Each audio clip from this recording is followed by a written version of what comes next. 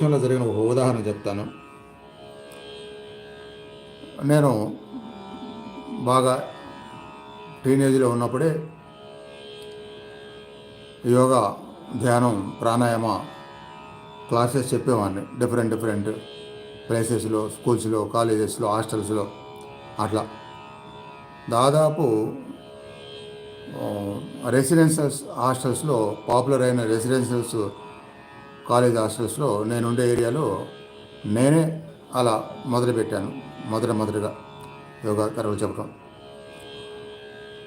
అట్లా ఆ అనుభవం వలన బాగా నేమ్ వచ్చి ఒకరి ద్వారా ఒకరు పిలిపించుకొని మరీ నా చేత చెప్పించుకునేవాళ్ళు.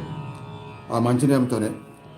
అంత మంచి నేమ్ వచ్చిన ఒక దగ్గర జరిగిన ఒక బ్యాడ్ ఇన్సిడెంట్స్ ఏంటంటే, అప్పట్లో అంటే 1989, 90 ఆ టైంలోనే, 1989 ఆ టైంలో అలా చెప్పాను అనమాట. నలంద కాలేజ్ అని అప్పట్లో రెసిడెన్షియల్ బాగా ఫేమస్గా పెట్టారు వాళ్ళు. హైదరాబాద్ యాంగళరావు నగర్లో, సంజయ్ రెడ్డి నగర్ ఆపోజిట్ యాంగళరావు నగర్లో నలంద జూనియర్ కాలేజ్. అది ఒక తండ్రి కొడుకు మెయింటైన్ చేసేవాళ్ళు. ఆ కొడుకు నాకంటే ఏజ్ తక్కువ, నాతో పాటు ఏజ్ బాగానే ఉండేవాడు, బాగా ఫ్రెండ్లీగానే రెస్పెక్ట్గానే. తండ్రి మాత్రం కొంచెం ఏజ్డ్ పర్సన్స్. ఆయన ఎక్కువ చిరాకు పరాకులుగా కోపంగా ఉంటుండేవాడు అనమాట.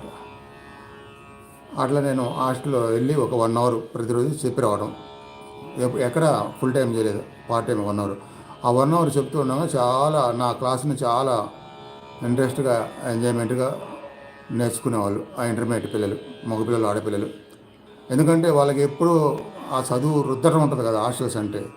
ఆ రుద్దే దాని నుంచి ఒక రిలీఫ్, సరదాగా జోకులు వేస్తూ ఆనందం. ఇప్పుడు చెప్పేసి చేయించా కదా ఆనంద మెడిటేషన్, అన్నీ అలాంటివి ఉండేవి వాళ్ళ దగ్గర. సీరియస్ ఎక్కువ ఉండేది కాదు. అలా వాళ్ళకి బాగుండేది అనమాట. అట్లా ప్రతిరోజు వెళ్తుండేవాడిని. అట్లా కొన్ని నెలలు గడిచింది. కొన్ని నెలలు గడిచిన తర్వాత ఒకసారి కొన్ని కాలేజెస్లో లేనట్టుగా ఏదో చిన్న కారణాల వలన న్యూస్ వచ్చింది, ఈరోజు కాలేజెస్ ఉండవు అని చెప్పి. సరే చూద్దాము, వీళ్ళు హాస్టల్లో సీక్రెట్గా నడుపుతారు, స్టడీస్ కదా అని ఫోన్ చేశాను.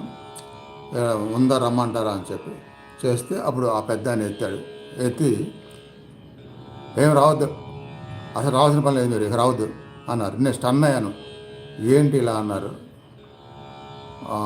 ఏదైనా ఉంటే చెప్పాలి, సడన్గా ఏమో అర్థం కాదు ఇలా అన్నారేంటి అనుకొని, సరే అదే తెలిసింది అంటే ఊరుకున్నాను. అక్కడ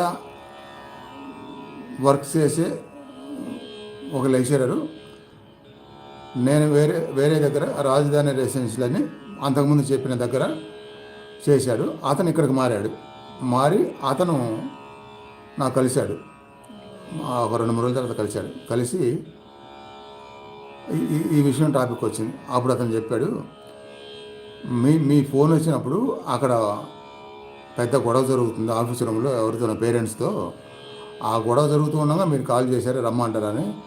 అదే గొడవలో ఉన్నటువంటి ఆయన కోపము, ఆయన చిరాకు, ఆ ఫోన్కి మీకు ఇవ్వాల్సిన సమాధానం అట్టిచ్చాడు ఆయన అని చెప్పాడనమాట. ఎగ్జాక్ట్ ఇప్పుడు యోగానంద గారు చెప్తున్న ఆ విపరీత ధోరణ మనస్తత్వం ఉంటే ఇలా జరిగిద్ది. కంట్రోల్ లేకుండా ఎవరి మీద ఎలా అరేపేయాలి అలా జరిగిపోయినప్పుడు.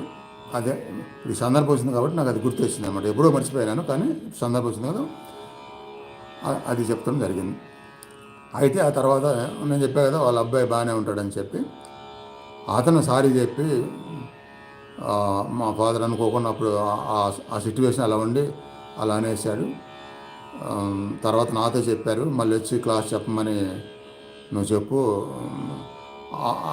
అని చెప్పి మా ఫాదర్ తరపున నేను సారీ చెప్తున్నాను అని అతను మాట్లాడాడు అన్నమాట. ఇది జరిగింది. ఒక విపరీత ధోరణి లేదా మనసులో ఉండే ప్రతిస్పందనలు, భావాలు, ఆ బిహేవియరు ఎలా దారితీస్తాయి అనేది చాలా క్లియర్గా తెలుస్తూ ఉంటుంది కాబట్టి దాన్ని మనం నేర్పరితనంతో మనసుకి శిక్షణ ఇచ్చి గొప్ప స్థాయికి తీసుకెళ్ళాలి.